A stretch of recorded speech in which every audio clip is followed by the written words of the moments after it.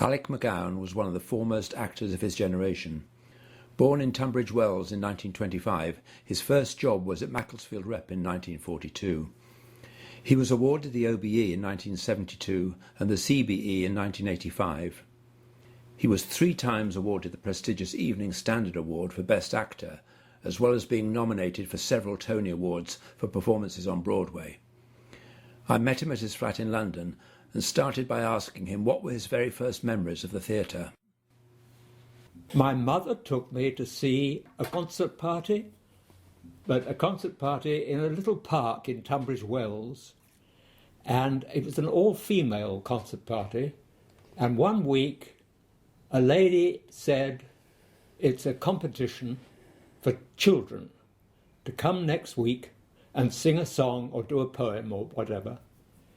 And I put up my hand. How old were you then? About 5 or 6, I should think. And I went home and learnt the song, which I think was called Tiptoe Through the Tulips. And my mother took me the next week of the competition, and other children got up and sang their songs, and then it got to my turn, and I refused. And I didn't refuse out of fear. I refused because I couldn't bear not to win, and I thought other people would beat me, and so I wouldn't go up.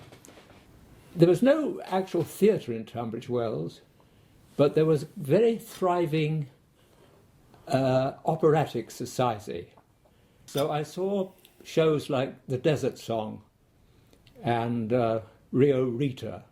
They did Rosemarie, and my parents took me to see that, but at the last minute, I can't remember why, they couldn't sit with me, or they had to leave me in the theatre, and they gave me my bus fare home, and I knew how to get home.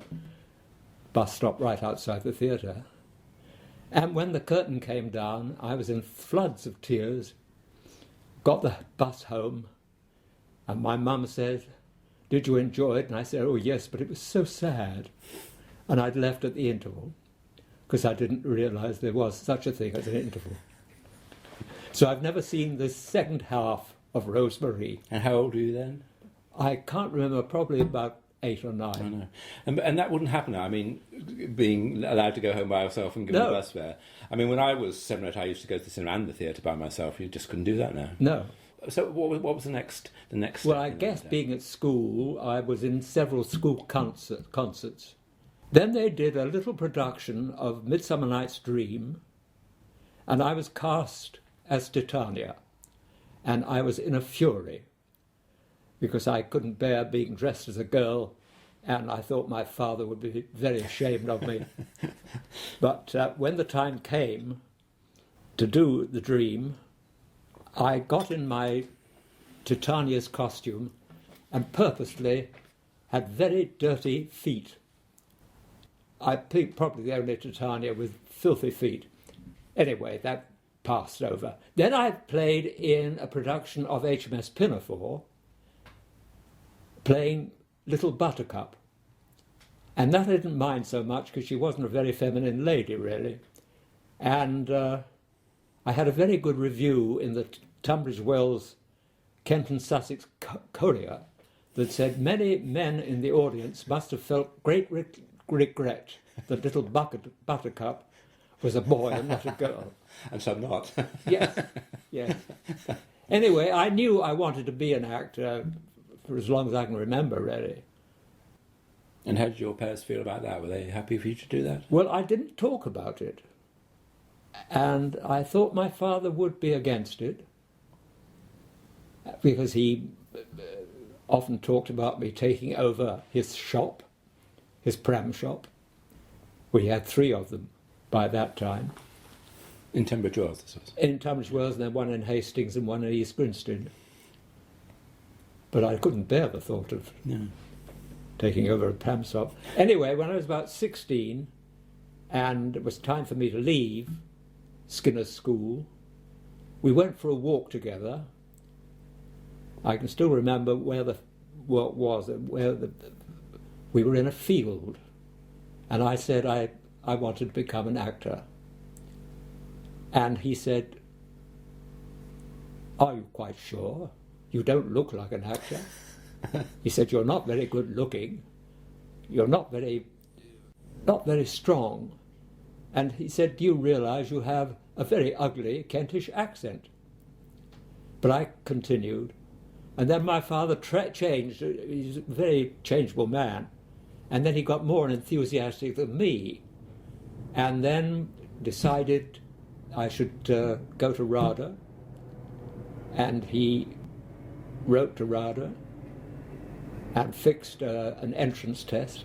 But this was, of course, in 1941, when they were very short of male students and male actors. Yeah.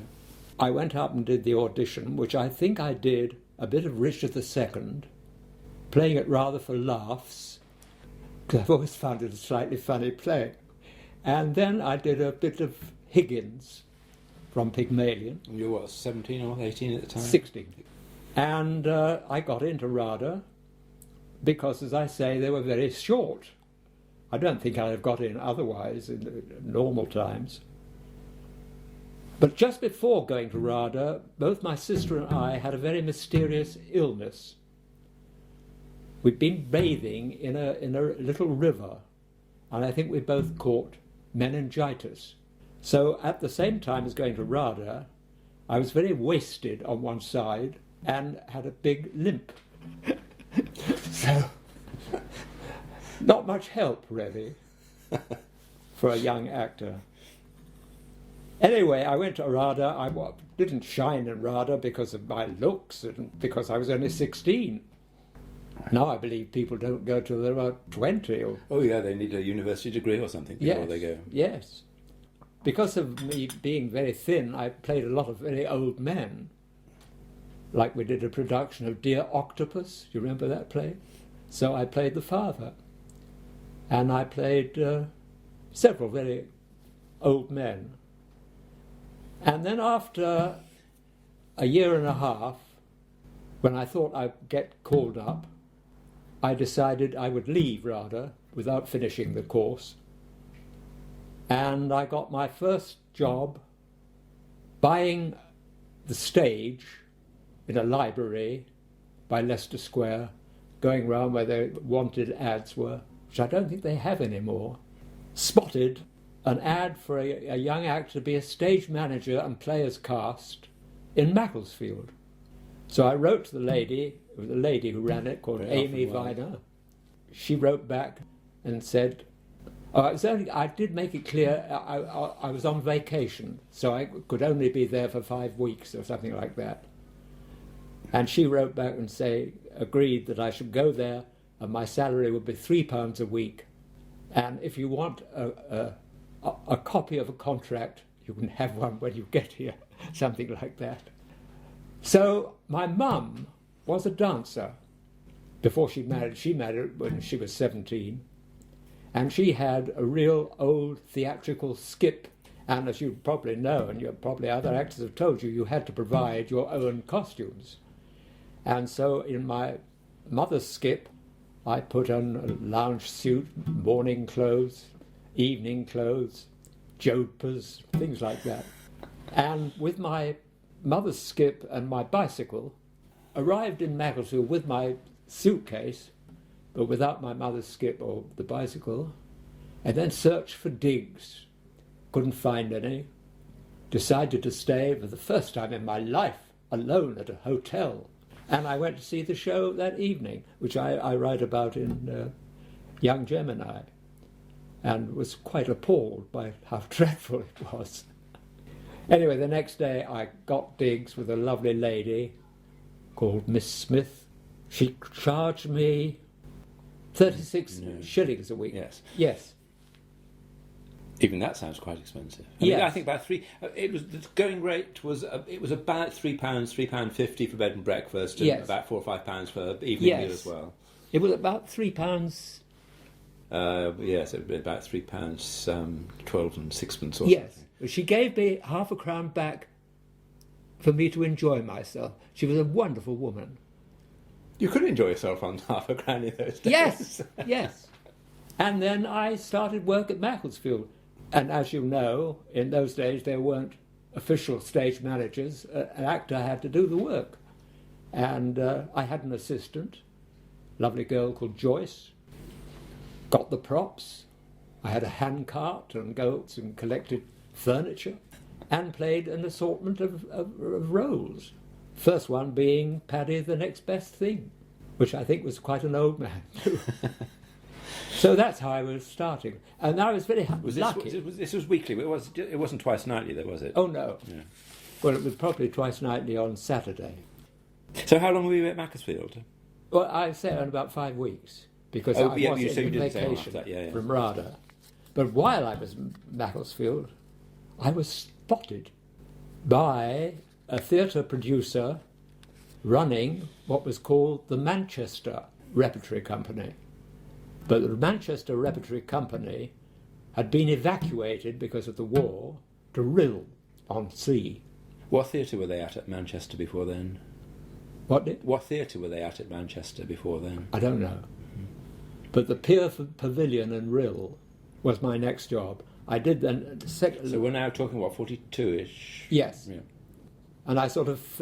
I finished RADA. I did the last term, that's right, at RADA, and then hung about a bit till that man, Armitage Owen was his name, and I wrote to him reminding him that he was interested in me or something like that, and he offered me the work at Rhyl. And I was at Rhyl for about 12 weeks, doing 12 plays, including a week in Llandudno, doing Little Women. I remember the first week, a play by J.B. Priestley that I've never heard of since, called The Mystery at Greenfingers. Anyway, I can't remember anything about it except its title and that it was by J.B. Priestley. So I thought while I was at Rhyl that I would get called up.